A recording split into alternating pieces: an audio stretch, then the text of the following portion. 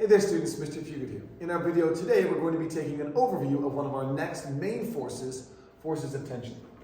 So up until now, some of the main forces we've been looking at have been things like forces of gravity, contact forces, forces of friction, and now we're going to expand that into our next main force, forces of tension.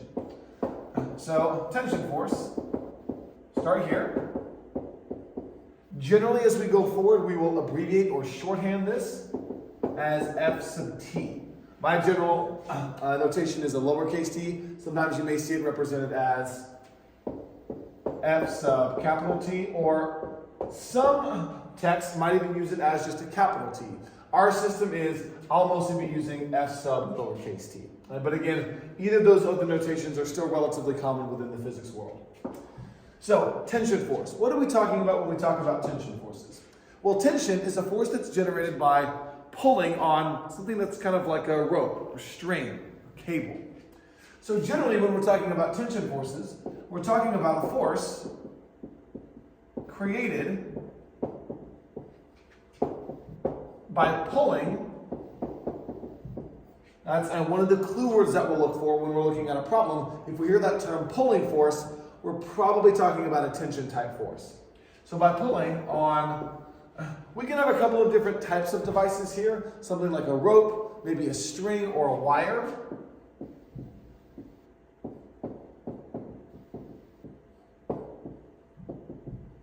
Those are some of the more common devices that we'll look at when we're talking about forces of tension. Now, in terms of solving for tension forces, well, tension force doesn't actually have a set equation. So to find a force of tension, we usually have to use one of our main big picture equations, Newton's second law. So there's actually no set equation that we have to find a tension force. Sad face, kind of disappointing. Would be nice if we had an easy equation for that, but hey, we don't. So if we're looking to find a tension force,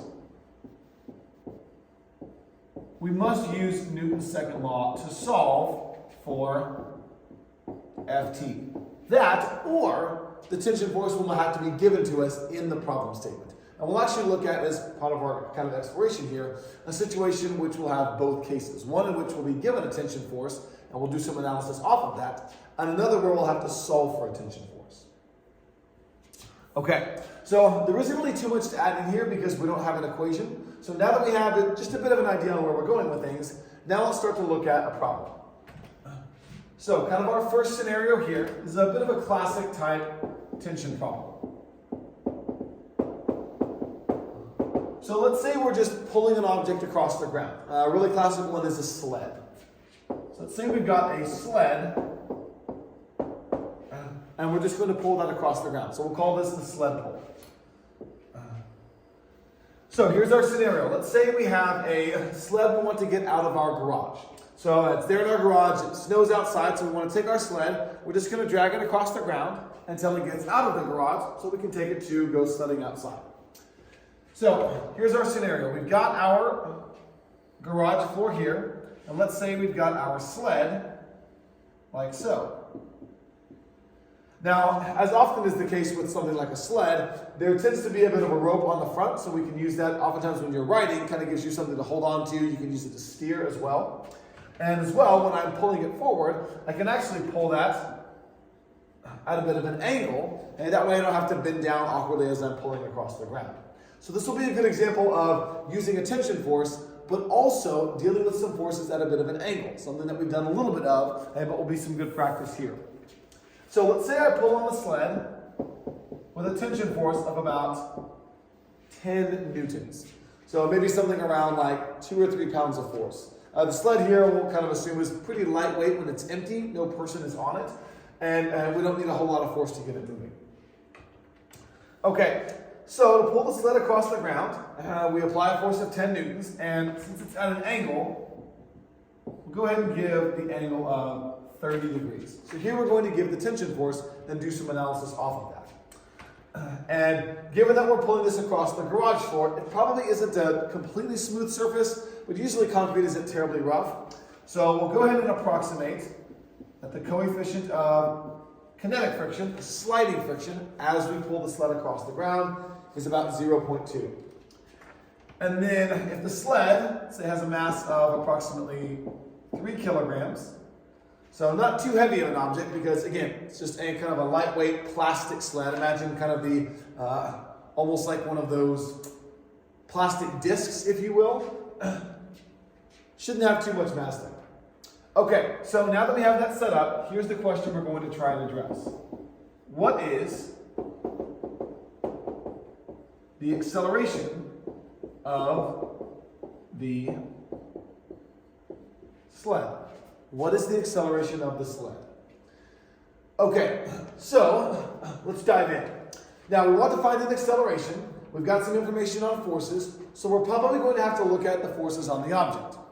Now, as we've talked about before, when we're trying to analyze the forces on an object, we always have the same starting point. And we're going to begin first by drawing a free body diagram. It's always our first step.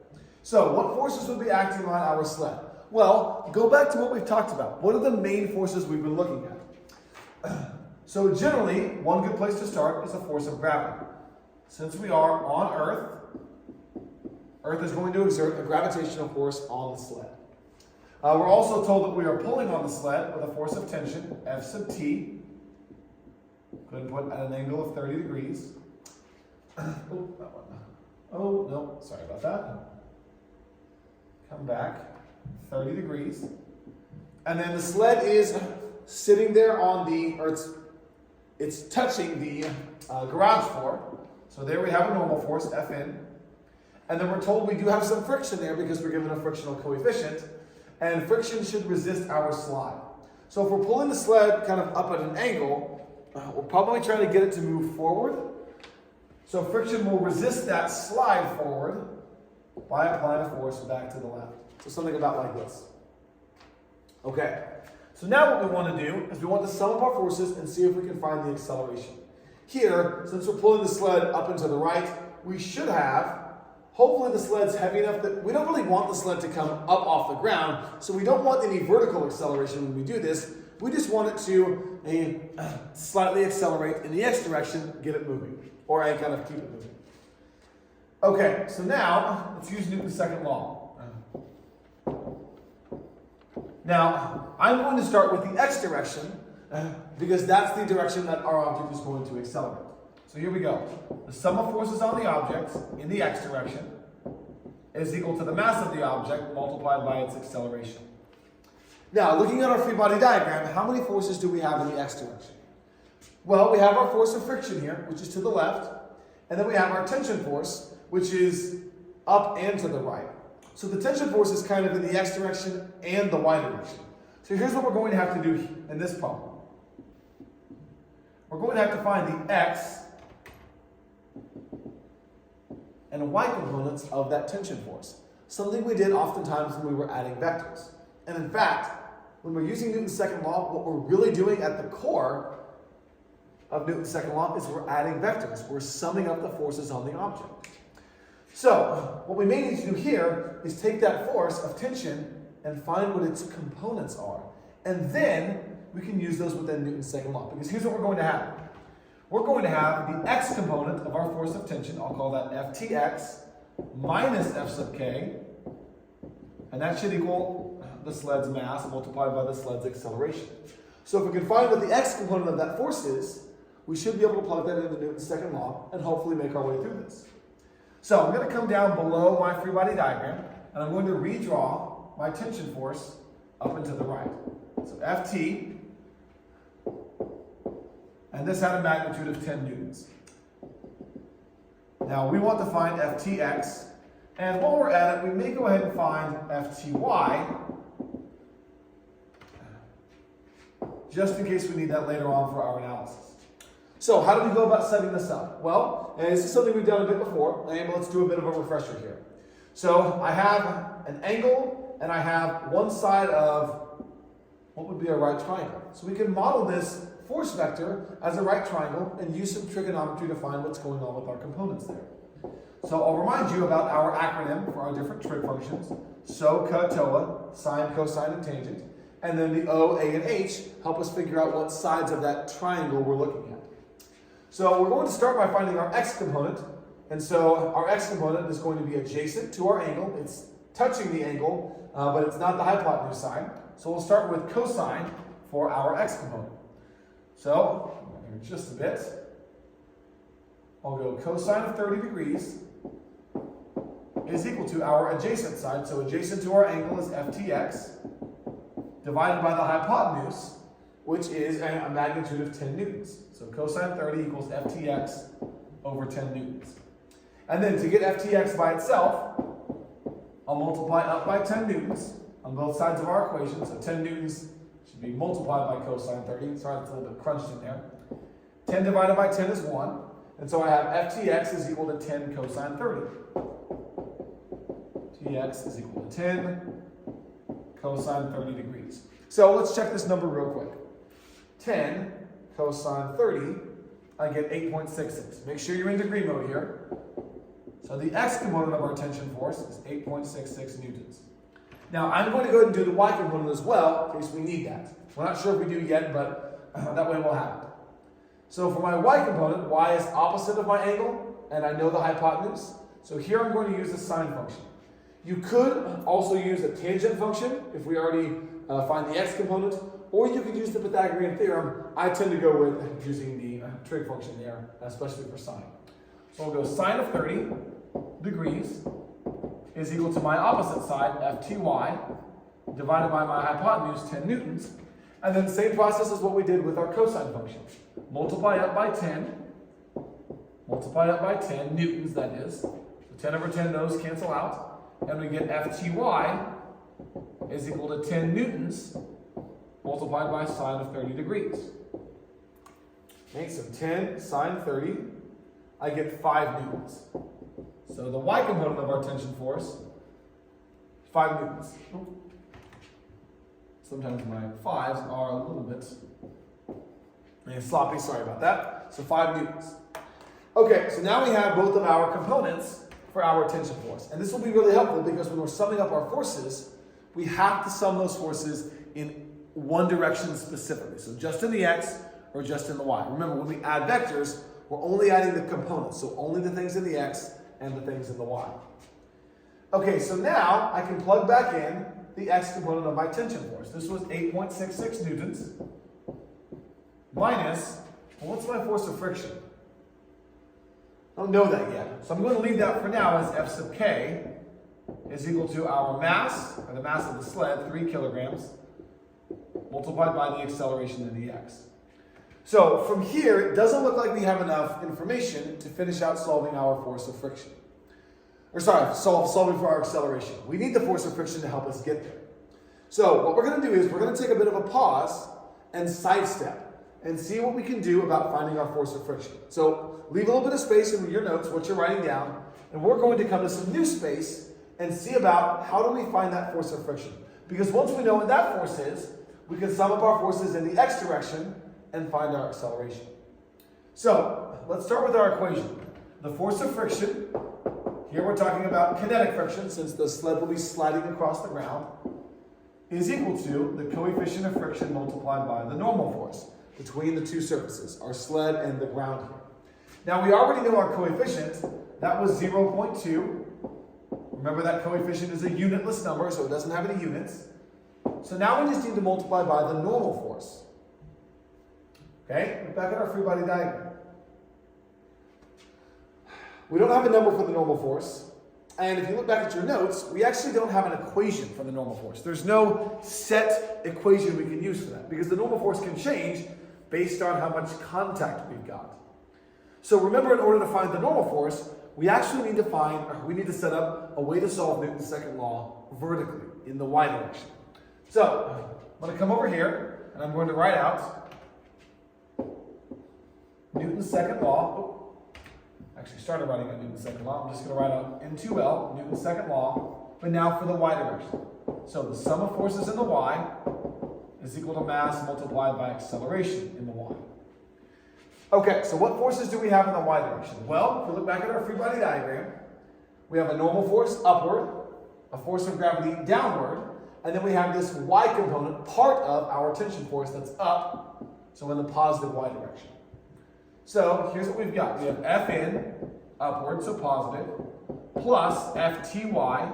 The y component of our tension force is upward. Remember, we're up and to the right, so the y component is just up, minus F sub g is equal to our mass, 3 kilograms. I say our, I mean the mass of our object here, the sled. What about our acceleration in the y direction? Well, as we pull the sled across the ground, we actually don't want it to accelerate vertically. We want it to just accelerate a bit horizontally, or we're going to see if it accelerates horizontally. So, if we're on flat ground, we shouldn't have any acceleration vertically. It's not going to speed up, or down. It should actually not be moving at all. There should be no velocity in the y direction. And that should stay the same. So our acceleration here should be 0 meters per second squared. As long as we're on flat ground, our acceleration vertically should be 0, unless we're in like an elevator system where we're, possibly accelerating upward or downward.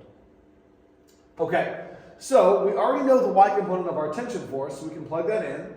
What about our force of gravity? Well, nice thing for us, force of gravity has an equation. So, kind of over here, I'll show you force of gravity, F sub g, is equal to mass multiplied by acceleration due to gravity. So, our mass was 3 kilograms for the sled. Acceleration due to gravity on Earth, 9.81 meters per second squared.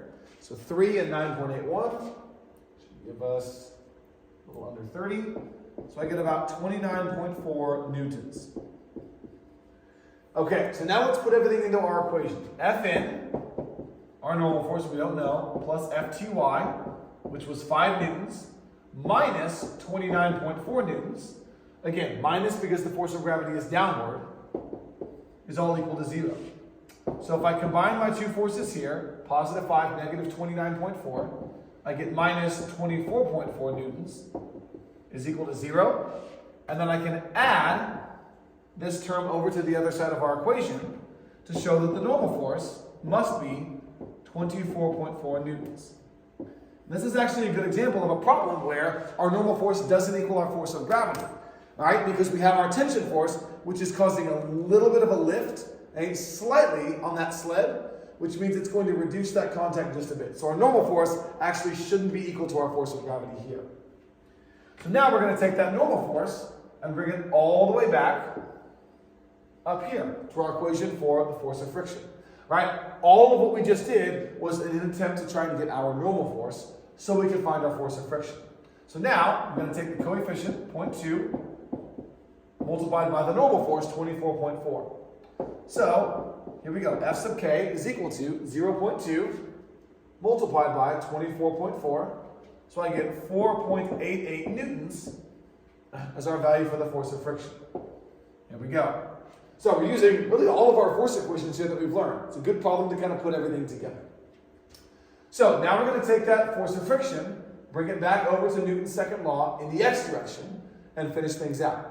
And one of the things that can be challenging with these problems is kind of following a process, right? Because sometimes we have to go off script. There's not always one set script that we're following. We are always drawing a free body diagram and working with Newton's second law, but sometimes we have to do more in a problem if there's more that we need to find. So we have our FTX, 8.66 newtons. That's our tension force horizontally, minus our force of friction, 4.88 newtons, is equal to our mass, 3 kilograms, multiplied by the acceleration in the x. So 8.66 minus 4.88, we get 3.78 newtons. That's our total force in the x direction. Tension force forward, force of friction backward, is equal to 3 kilograms, multiplied by acceleration in the x. And then lastly, we should be able to divide by 3 kilograms on each side of our equation. 3 over 3 cancels out, so I get 3.78 divided by 3. I get an acceleration in the x direction of 1.26 meters per second squared. And that should be positive, because we're accelerating here to the right. Okay, so hopefully this gives us a pretty good idea on how to begin setting up to solve for our acceleration here. Good example of kind of putting a lot of things together that we've learned over the last couple of weeks. Okay, drawing a free body diagram, using Newton's second law, applying that to solve for several different forces. Here we had to break a force down into its components, find a force of friction, which required us to find a normal force, which also required us to find a force of gravity. There's a lot of moving parts to these problems. So one thing I'll encourage you to do as you work through these is try and make sure you stay organized, right? I try and do my best of that up here, but make sure you're clear with what you're writing down. It's very easy when we're talking through all these different numbers and for things to get kind of confused and messy. But try and have a process, try and stay organized as we work through things. That way we make sure we put the right numbers into the right parts of our equation. So we're going to look at another scenario next, but I'll finish things out here and kind of with this first scenario.